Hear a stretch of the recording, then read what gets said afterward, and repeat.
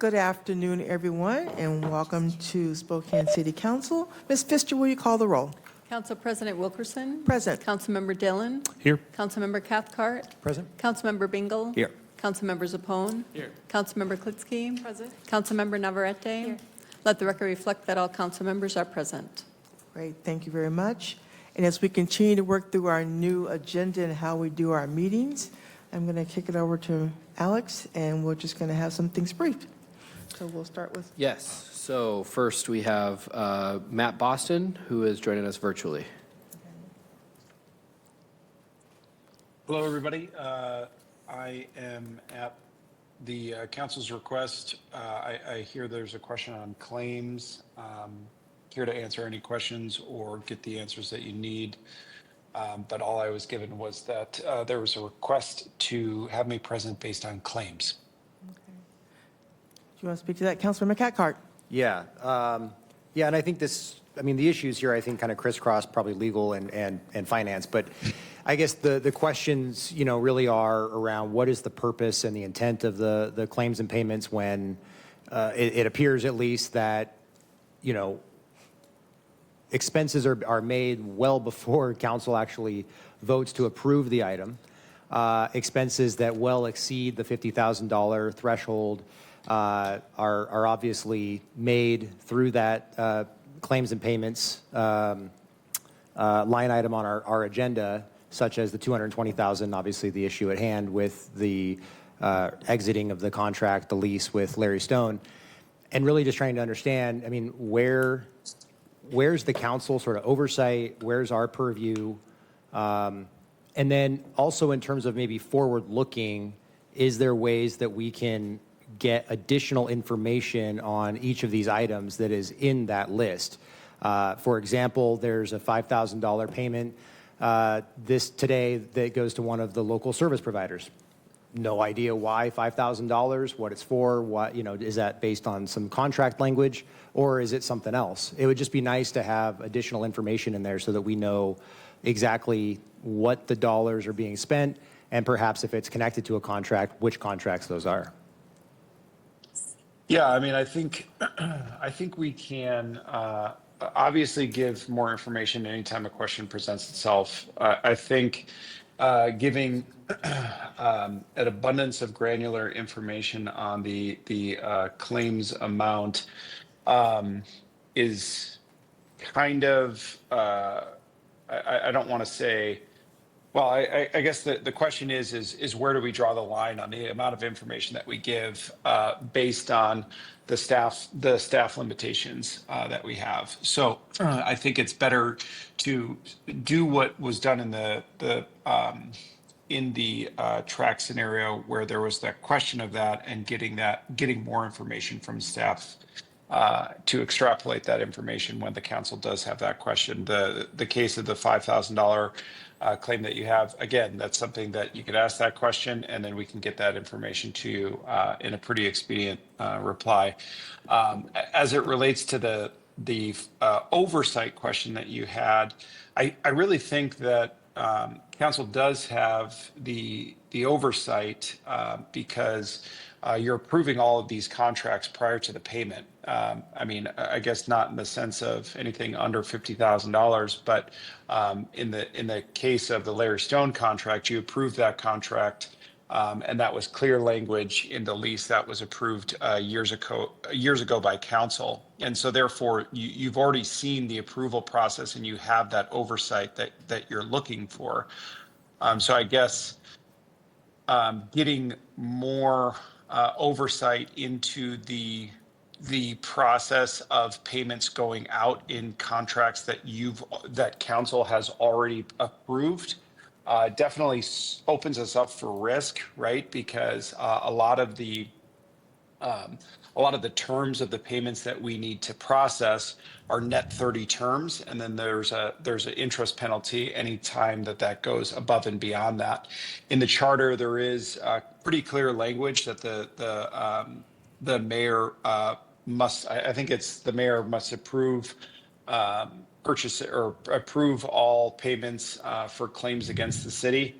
and then send it to the council. We can get a little bit more information. I know Mr. Wright had asked our internal auditor for a little bit more information, which I know she's compiling. I know Mr. Piccolo has also been in communication with Mr. Wright as to the legal ramifications of it.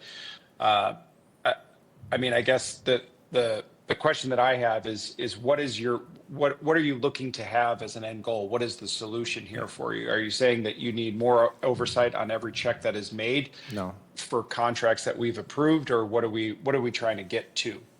Well, I think there's an aspect of this is discretionary. There's sort of an option, a choice to be had, and without any communication to council, let alone council actually providing proactive input through a vote, I'm just not sure that we're getting all of the information that we need to make the best decisions. $220,000 might be the best expense in terms of getting out of that lease, but there could be other options. There could be other things that council's considering, and to bring it to us after the fact, when it's, again, well beyond the threshold that council should be approving. I personally don't think that that's the right. I don't agree with that at all. I know legal takes a different position. But so really the crux of this is communication. Why is it that, well, I guess two things on this one. One, why were we not, I guess, told that this was the action that was being taken back when the process started, I guess, around October? And then secondarily, and perhaps more importantly, why, since we knew we were doing it then, did it not actually get put into the budget? So I don't know why it would have been put into are you saying the 2025 budget? Yeah. This is a 2024 expenditure. So this is part of the encumbrance carry forward. This doesn't have anything to do with the 2025 budget. So then we should have approved, I would argue, an SBO in 2024, amending the 2024 budget to add it to it. But either way, why were we not communicated that this massive expense was being undertaken? Well, I guess on that, I would push back that the overall expenditure authority of the contract itself was far greater than the $220,000 that was left remaining on the contract. While yes, the $220,000 check was a large check to get out of the lease itself, the overall spending of their remaining lease amount was far surpassed that, and so it was underneath the expenditure authority of the contract. I think absolutely. I mean, this was a course deviation, I would say. I think there was many council members frustrated about our presence in track. I think there was communication that came from the mayor's office as well as council's office on the need to get out of that for a myriad of reasons. But I think moving forward, it's absolutely something that we can do on a course deviation of briefing council more publicly and letting council know ahead of time when something like this has happened. I mean, I think that the communication, both within the press, I think starting in beginning of November, late October, as well as some communication to council, was pretty apparent that the move was to get out of track. I know that the penalty terms was something that was clearly identified in the lease contract, and that's something that I think I even criticized when the previous administration brought it to council. So it's definitely been a topic of conversation. There's always things that we can do better in terms of communication. And I'm happy to talk a little bit more on trying to find solutions with you and the rest of council. Well, I guess the only thing I would say to that is I don't know that it was apparent. I heard comments that it could be reopened to be used as, inclement weather sheltering in an emergency. And so I did not have a sense that it was, in fact, the lease was going to be ended. I think it's probably the right direction, and that's really not the point of this. The point of it, to me, is the communication with council, our ability to have oversight over the financial spending, decision-making that's happening, because at the end of the day, we're the ones that have the power of the purse, and we need, I think, to have at least the information of what's happening, and we shouldn't find out about it, well after the fact, we should be told in advance. And then to your other point about, well, if there's concerns council have, we can talk about it. But if by the time they make it to the claims and payments, it's already a done deal, then I'm not really sure what we can even do if we have questions or concerns. And so Yeah. trying to reform that process, I think, might be something we need to look at. Yeah, I mean, I think this very much was an extenuating circumstance. I mean, I would say that oftentimes the terms of the contract, right? Let's just say hypothetical term of a contract, it's $1 million contract that 4 equal payments are made out for $250,000 apiece, and we follow all of the terms of the contract to the letter.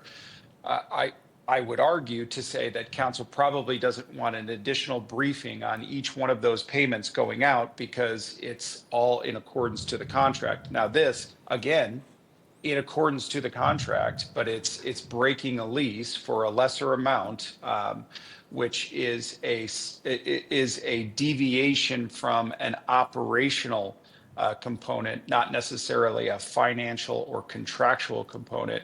And that's where I think we got a little bit murky here, that it sounds like from my perspective of what I'm hearing is when that type of change is made, council wants to understand the why, not necessarily to say, hey, I need to know that $250,000 payment is going out every single time for this very standardized contract. But if you are deviating from the main objective of the contract, in this case, a 5-year lease term, then we would like to know why we're doing that and the out clause that costs the city of Spokane. Am I summarizing that correctly? I think you're getting close to, the deviation really is the concern. I mean, we expect when we sign a contract that you're going to make the monthly payments, that you're going to comply with those things. But when there is sort of an optional discretionary point within the contract, I think there's, to a certain extent, certainly when it's beyond the threshold, the 50,000, I do think there should at least be consultation with council, if not fully bringing it to us for a vote, but we should at least know what's happening. So that's the crux, I think, of the concern that I have.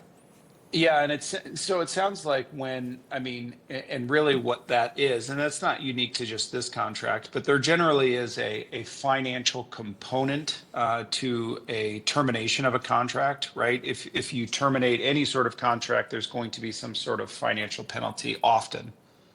So maybe that's the rule that we really explore, is if we are terminating a contract and there is a fiscal component to that termination, that is what you would like to see as a council from a briefing standpoint, not necessarily to put a stop to it, but just from a briefing standpoint so that council can understand.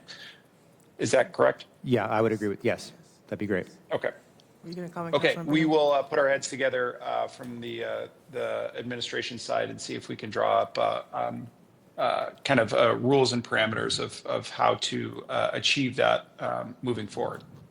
Thank you. Councilmember Bingle. Yeah, and I would say, maybe it doesn't even need to be on every specific contract because there's a lot, but there are a few where, council probably has a little bit more interest in a particular contract or lease than some of the other ones.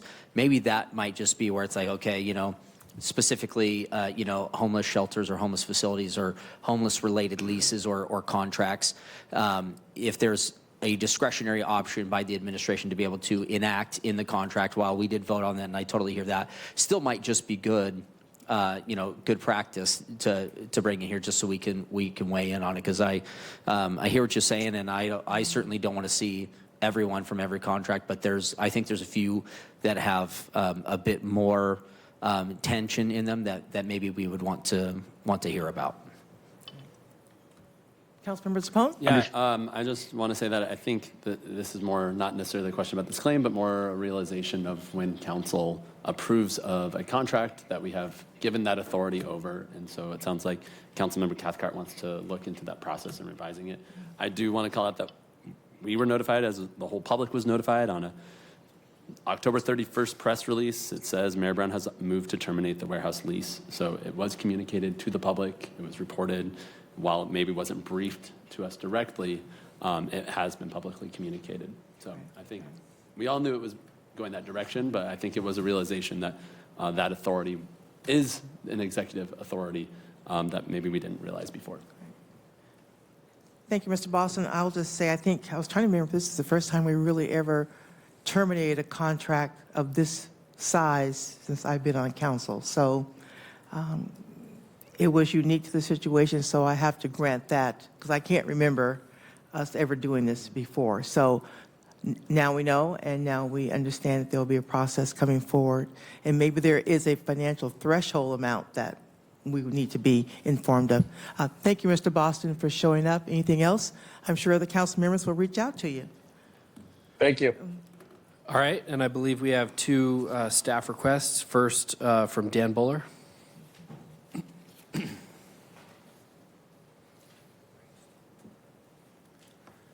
This is a request to postpone the second reading for the condemnation for the Shawnee Booster Station until February 3rd.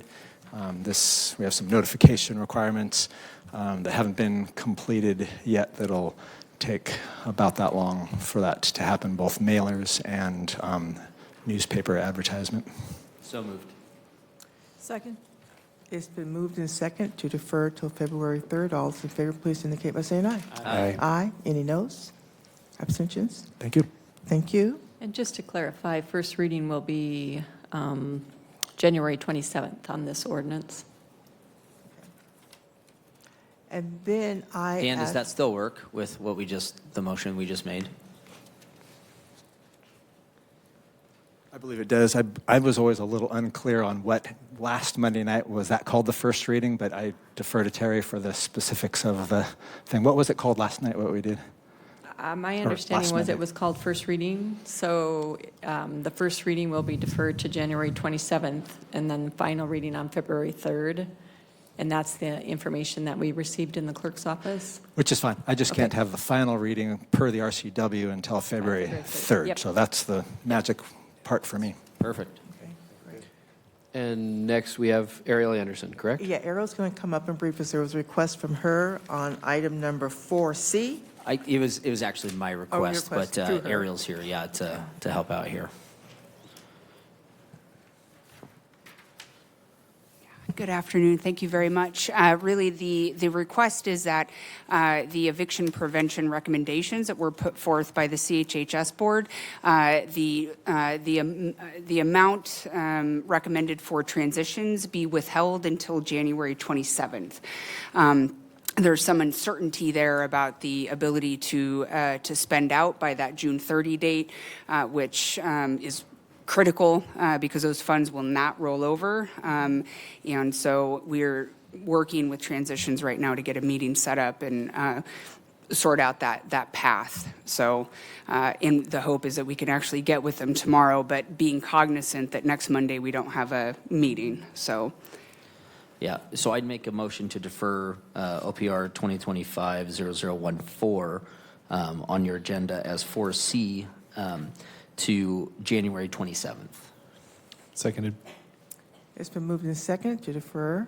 All those in favor, please indicate by saying aye. Aye. Aye. Any noes? Abstentions? That is done. At this point, we are going to go into executive session for potential litigation. It'll be for 30 minutes. No action is anticipated when we come out.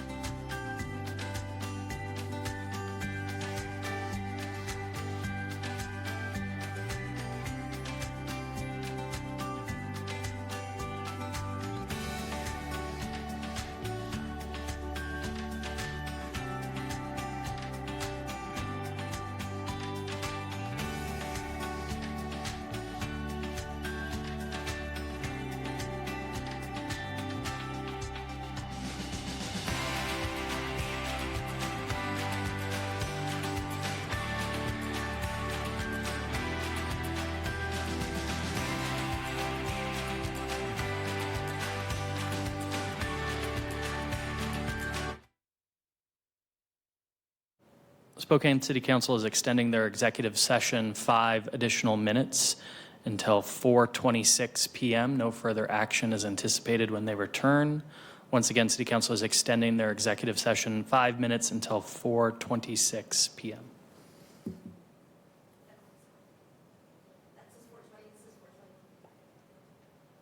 Yes, by a minute.